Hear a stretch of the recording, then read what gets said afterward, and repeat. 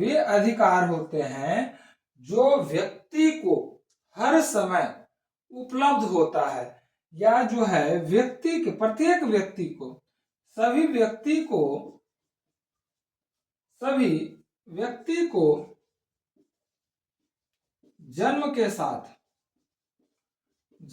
साथ प्राप्त हो जाता है। होता है मानवाधिकार होता है। जन्म के साथ मृत्यु तक जो अधिकार प्राप्त है वह मानवाधिकार है।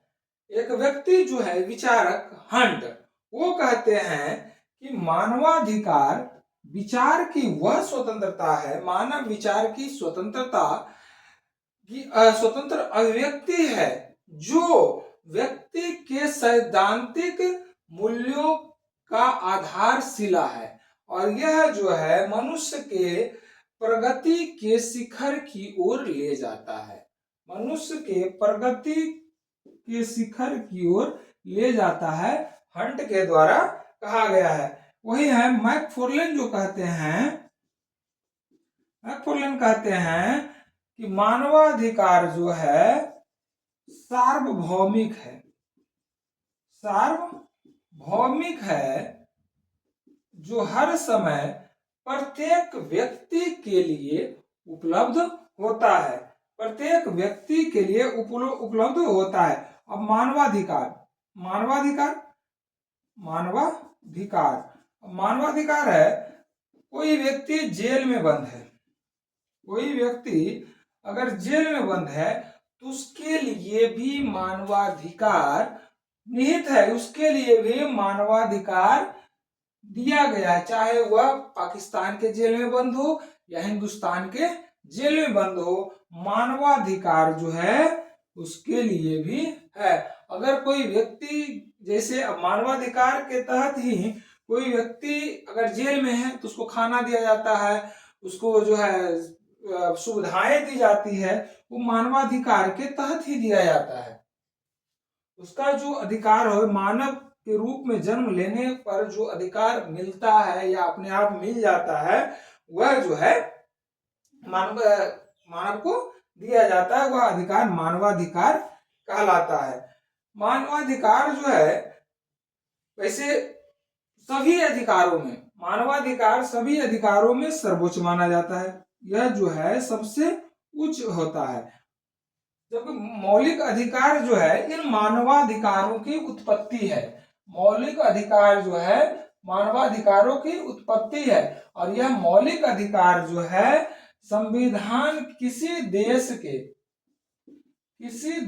के संविधान अथवा सरकार के द्वारा प्रदत्त अधिकार है।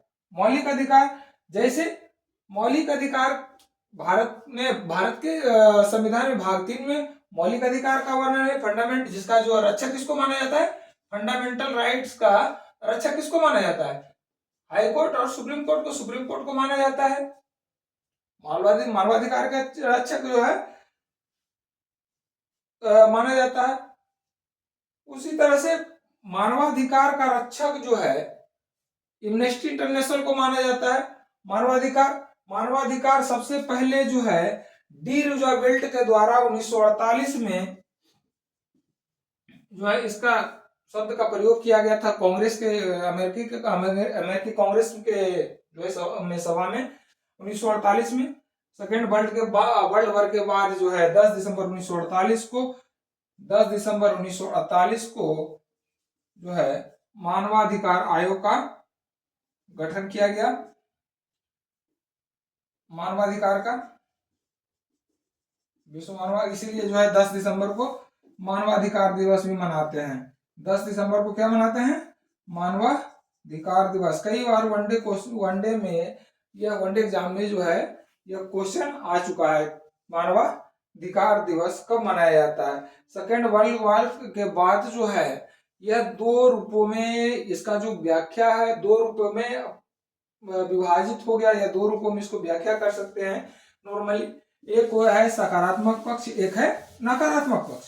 सकारात्मक पक्ष है जो कहता है नागरिकों के सुविधा और स्वतंत्रता के लिए जो अधिकार दिया जाता है उसे जो है सकारात्मक पक्ष में रखा जाता है। सकारात्मक पक्ष, सकारात्मक पक्ष हो गया जो अधिकार सरकार द्वारा या जो है सुविधा के लिए, मानव की सुविधा के लिए दिया जाता है, अब जैसे खाने पीने सबका तो है, रहने का अधिकार, ये तो मानवाधिकार में शामिल है। लेकिन है प्रत्येक गरीब को, प्रत्येक निर्धन को खाना खाने का अधिकार, खाना खाने का अधिकार, साप्ताहिक विश्राम का अधिकार,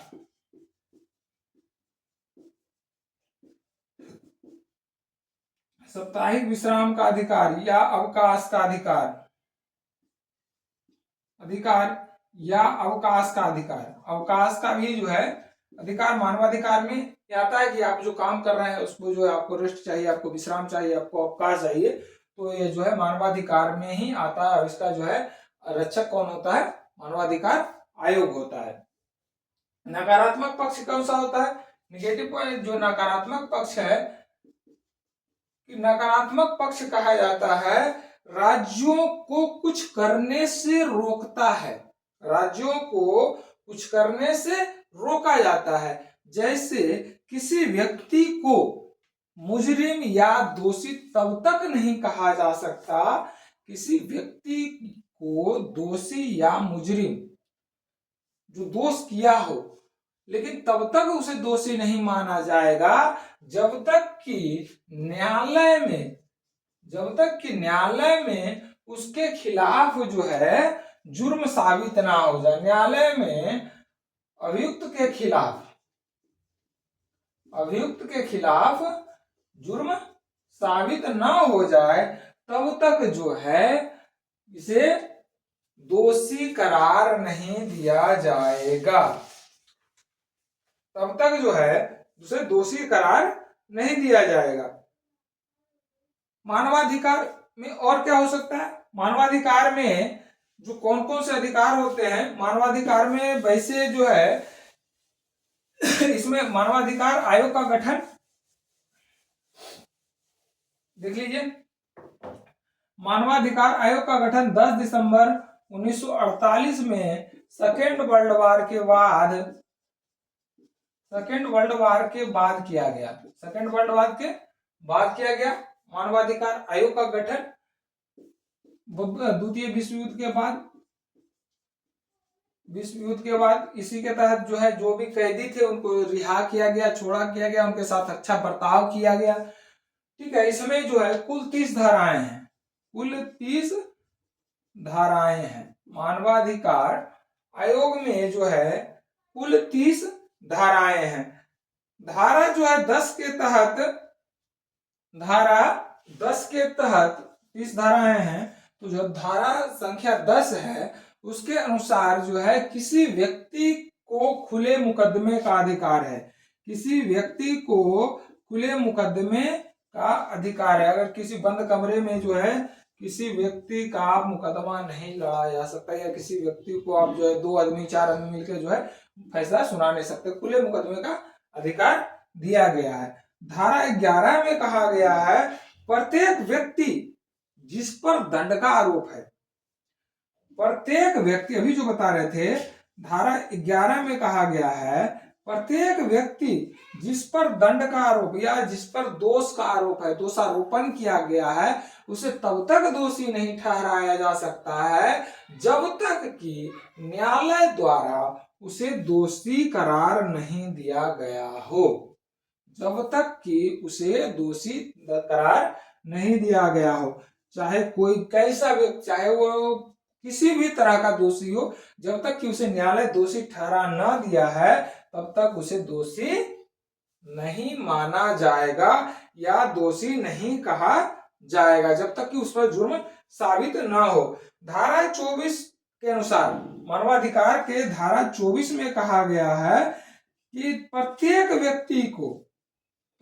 व्यक्ति को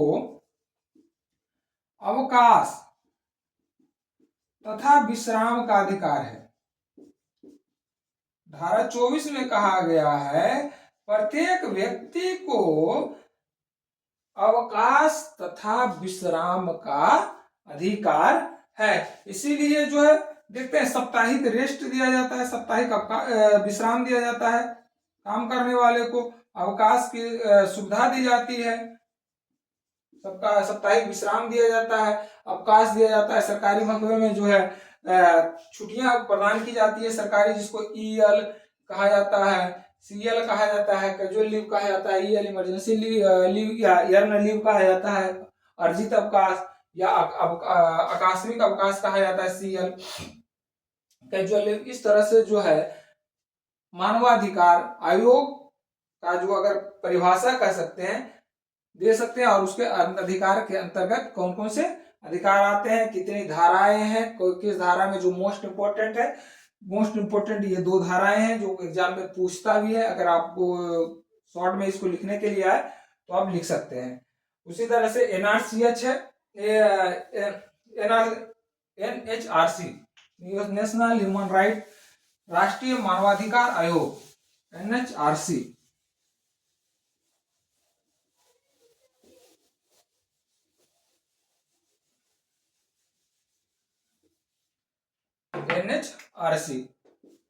एनएचआरसी राष्ट्रीय मानवाधिकार आयोग, नेशनल ह्यूमन राइट कमीशन, राष्ट्रीय मानवाधिकार आयोग, राष्ट्रीय मानवाधिकार आयोग। इसका जो है संरक्षण अधिनियम आयोग, संरक्षण अधिनियम जो पारित हुआ, संरक्षण अधिनियम यह पारित हुआ 1993 में, 1993 में पारित हुआ 12 अक्टूबर को। राष्ट्रीय मानवाधिकार आयोग दिवस को मनाया जाता है 12 अक्टूबर को। 12 अक्टूबर को यह जो पारित हुआ, इसके सदस्य जो है 7 सदस्यीय समिति है, ये सदस्यों की संख्या 7 है। 5 इसके जो कार्यकाल होता है सदस्यों का 5 वर्ष या 70 वर्ष, जो भी पहले पूरा हो, जो भी पहले पूरा हो। क्वेश्चन पूछा जाता है, इससे क्वेश्चन पूछा जाता है, लेकिन क्वेश्चन पूछा जाता है प्रश्न से। राष्ट्रीय मानवाधिकार। अब आते हैं, मानवाधिकार पढ़ लिए, अब आता है फंडामेंटल राइट्स। फंडामेंटल राइट्स मौलिक अधिकार।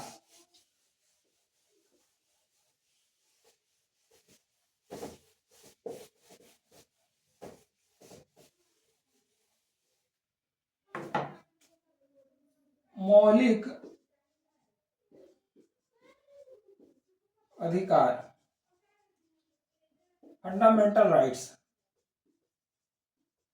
Fundamental rights. Fundamental rights Bharat के संविधान में जो मौलिक अधिकार का जो अवधारणा है, अमेरिका के संविधान से लिया गया है, अमेरिका के संविधान से, जिसमें लोगों को यानी जो जन को, लोगों का वैल्यू को बढ़ाया, लोगों की महत्ता को बढ़ाया,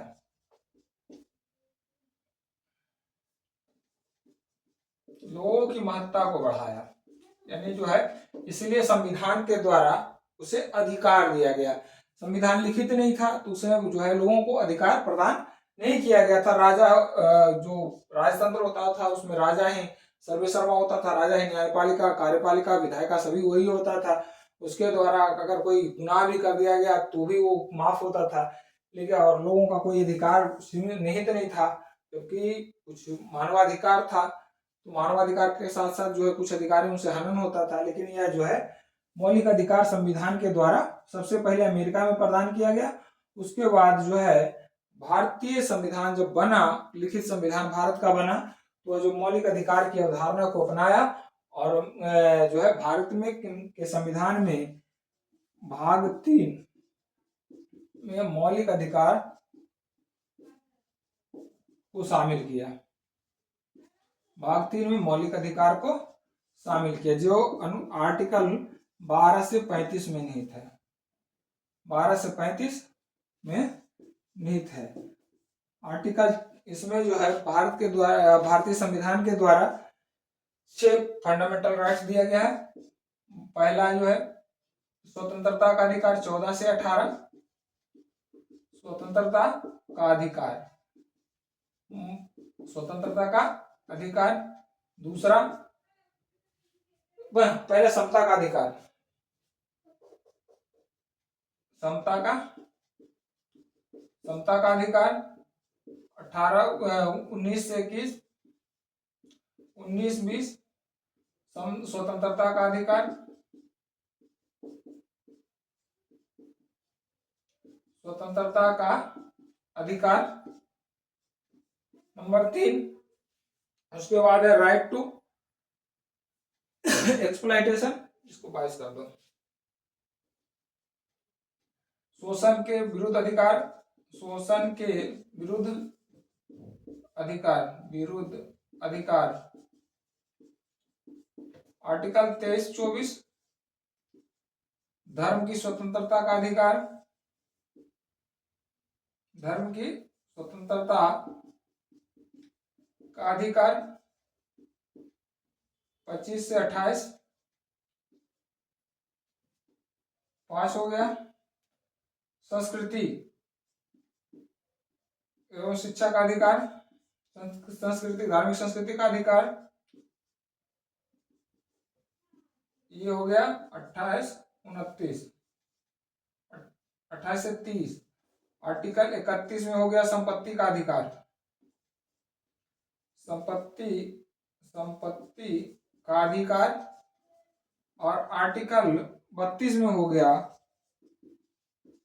संवैधानिक उपचारों का अधिकार, संवैधानिक उपचारों का अधिकार, उपचारों का अधिकार।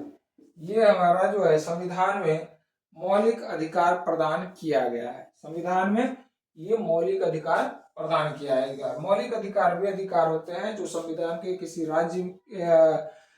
राज्य के द्वारा या संविधान के द्वारा अधिकार प्रदान किया जाता है, वो मौलिक अधिकार होता है।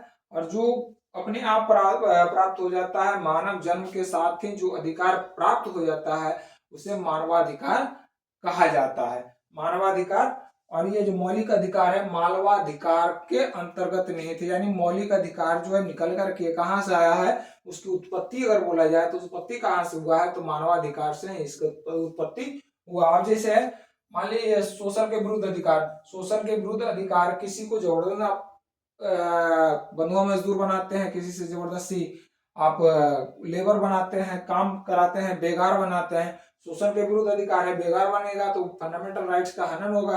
अब कहीं ना कहीं जो है मानवाधिकार का जो है हनन होगा, क्योंकि जो मानवाधिकार कहता है कि स्वतंत्र रहने का अधिकार, वो जो किसी भी कार्य करने के लिए स्वतंत्र है, तो स्वतंत्र रहने का जो अधिकार है, तो उस अधिकार का जो है हनन किसके द्वारा होता है, शोषण के विरुद्ध अधिकार जो है उसके अंतर्गत निहित है। इसी तरह से जो है पूरा का पूरा मौलिक अधिकार मानवाधिकार में निहित होता है, मानवाधिकार के द्वारा जो है उसमें संरक्षित होता है। भारत का जो संविधान है, भारत के संविधान के भाग 3 में जो अधिकार, जो मौलिक अधिकार प्रदान किया गया है, उसकी संख्या